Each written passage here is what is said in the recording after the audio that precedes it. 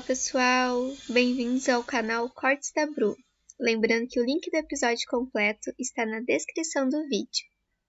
Você em algum momento aqui falou que se sentiu vocacionado pela política. O que isso significa e em que momento você percebeu que essa era a tua vocação? Assim, eu sou de uma família de servidores públicos, né? Meus pais são professores universitários aposentados pela Universidade Federal de Pelotas. Tenho um irmão que é delegado da Polícia Federal, o outro é fiscal agropecuário do Ministério da Agricultura. Então o serviço público sempre teve na minha vida, né? E eu considero a política também como uma forma de serviço público. A diferença é que, ao contrário de um concurso, a gente faz o contrato com a contratação direta pelo dono, que é do Estado, pelo dono da coisa toda, que é o povo, e que nos contrata com prazo determinado. Então, eles foram admitidos pelo voto popular, aliás, ele pelos concursos públicos e eu fui admitido pelo voto popular, servidor por 4 anos, como vereador, como prefeito, como governador. É o que me realiza, é isso que eu digo, né? Então eu gosto de política desde pequeno, minha mãe era professora de ciências políticas na universidade, meu pai teve atuação na política, não é um político, mas teve atuação, foi secretário municipal de educação, chegou a concorrer a prefeito em 88, mas era assim quase que um... Porto Alegre? Em Pelotas. Em Pelotas. Tá. Quase que um candidato assim de análises políticas. O pessoal brincava com ele que vinha um candidato lá do MDB, vinha o candidato do antigo, né, que hoje é o PP, os progressistas na época era o PDS, eles estavam se enfrentando ferrenhamente lá e vinha depois outros candidatos e vinha o meu pai no final fazendo uma análise política, assim, né, fazer um comentário. Um comentário. Pra quem perdeu tudo, assiste só o meu comentário, exatamente. Você vai entender. E ele ficou em último lugar naquela eleição lá. Mas para mim uma referência, assim, meu pai é um professor de Direito da universidade, foi diretor das faculdades de Direito, tanto na Universidade Católica quanto na Universidade Federal, então esse ambiente em casa sempre teve muito debate político, sempre gostei dessa coisa toda. E aí fui o presidente do Grêmio Estudantil no colégio, me envolvia em organizações assim, não governamentais. Lá de Pelotas? Lá em Pelotas, era uma escola de freiras. Assim, ok, né? Eu também estudei em colégio de freiras. Nossa Senhora de Lourdes. Lá era o Colégio São José. São José. E aí fui o presidente do Grêmio Estudantil, me envolvi em atividades voluntárias. Quando eu era estudante de Direito na Universidade Federal, lá eu participava de um projeto que dava aulas de direito, de noções de direito e de cidadania em escolas da periferia e tal. Aí resolvi concorrer a vereador com 19 anos, fui um dos mais votados, mas acabei não entrando. Fui trabalhar na prefeitura como um assessor de um secretário, acabei virando secretário municipal, depois virei vereador, presidente da Câmara de Vereadores, prefeito e hoje aí governador. Então fui me direcionando a esse caminho. Eu digo quando falo vocacionado porque é o que me realiza, sei lá, não é um mau salário, mas não é o salário que justifica a gente estar nessa vida, entendeu? Mas o que exatamente é que te realiza? Eu digo, eu não estou atrás de um emprego, me realiza saber o impacto que a minha ação tem na vida das pessoas. Então vou pegar o seguinte, né? Acho que um exemplo que eu sempre dou, porque acho que consegue traduzir bem desse impacto. Eu era vereador em Pelotas, e aí me lembro que recebemos lá uma comitiva de mães e pais também, mas majoritariamente mães, de crianças com autismo. Desesperados por conta da falta de atendimento, de falta de atenção para os filhos delas. E toda criança precisa de muita atenção, uma criança com autismo precisa muito mais atenção, né, por conta da natureza dela. E não tinha nenhum tipo de atendimento e elas demandavam algum centro de atenção para essas crianças. Eu, como vereador, ajudei elas a constituir um projeto para fazer um centro de atenção ao autismo. E acabei virando prefeito. E aí implantei aquele projeto que a gente tinha discutido, implantei aquele centro como prefeito, e agora estamos como governador, agora fazendo centros macro-regionais e micro-regionais de atenção aos autistas pelo estado todo.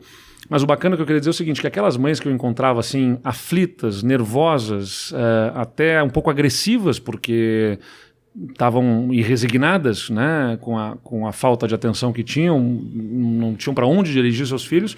Hoje eu reencontro elas felizes, me contando assim da evolução dos seus filhos, comentando o quanto que eles interagem melhor, agradecidas. Então você vê o quanto que a política bem feita pode tocar na vida das pessoas, né? Enfim, quando você amplia o número de vagas de educação infantil, por exemplo, atender universalmente as crianças no município, ou se você faz como eu fiz no Rio Grande do Sul, uma alteração de quadro. O Estado não conseguia nem pagar salários em dia, que dirá fazer investimentos, e hoje ele paga os salários dos servidores em dia, está fazendo investimentos que são históricos, reduzindo os impostos, melhorando a atividade econômica do Estado, e o quanto que isso impacta positivamente na vida das pessoas. Então, isso não tem salário que pague, entendeu? É muito bacana de ver essa transformação acontecendo. Eu gostei muito de ser prefeito porque você está mais na ponta. Pois é. Né, na vida, eu até brinco, e não é brincadeira, mas é verdade. Se eu tivesse que escolher, Eduardo, escolhe, você tem que ser presidente, governador ou prefeito. Não dá para ser os três, tem que ser uma coisa ou outra. Eu escolheria ser prefeito, porque... Enfim, é a cidade da gente, é o chão da gente, é onde a gente conhece as pessoas e você tem um contato muito mais próximo assim, com a população, né? Mas então por que não foi prefeito de novo, então? Porque fui uma vez e sou crítico da reeleição, né? Eu acho que a reeleição... você é crítico da... A reeleição é um problema no Brasil, porque faz com que o governante de plantão fique pensando muito no próximo processo eleitoral, e aí acaba acontecendo uma série de coisas, né? Claro que tem exceções, mas acho que via de regra acaba acontecendo isso. Temas polêmicos, sensíveis, que deveriam ser abordados num mandato, o prefeito empurra para frente que ele não quer brigar com determinados grupos por conta da reeleição dele, porque ele está pensando na reeleição. Mas ao mesmo tempo... Ele precisa do apoio político, então ele começa a distribuir cargos pensando na eleição mais do que no governo. Desculpa te interromper, mas ao mesmo tempo, se você só tem um mandato, talvez ele, no único mandato dele, ele esteja de campanha desde o primeiro dia também. Não, porque você quer deixar o legado, entendeu? Então você pensa muito mais no que você vai deixar de herança do que... simplesmente ter o voto, porque cria-se uma ilusão de que a consagração de um político é a sua reeleição, né? Aliás, foi o que eu enfrentei lá quando eu disse para os meus colaboradores, o pessoal mais próximo, olha, estou decidido a não concorrer à reeleição. O pessoal dizia, mas a gente está com um governo super bem avaliado, vai ser a oportunidade da consagração, a consolidação da sua força política e tudo mais. Eu digo, tá bem, mas eu não entendo o que é por aí, quero concluir meu mandato e vamos ajudar a fazer a sucessão. O projeto pode continuar, não precisa ser comigo, pode continuar com outra pessoa na liderança. E ajudei a minha vice-prefeita a ser eleita, ela é prefeita hoje de Pelotas, a primeira mulher a governar o município e a primeira mulher a ser prefeita de uma das grandes cidades do Rio Grande do Sul. Então, você passa o bastão, o projeto continua. E aí diziam, mas você vai ficar fora da vitrine e aí vai ficar difícil de se eleger depois na eleição seguinte. Eu também não tive medo disso.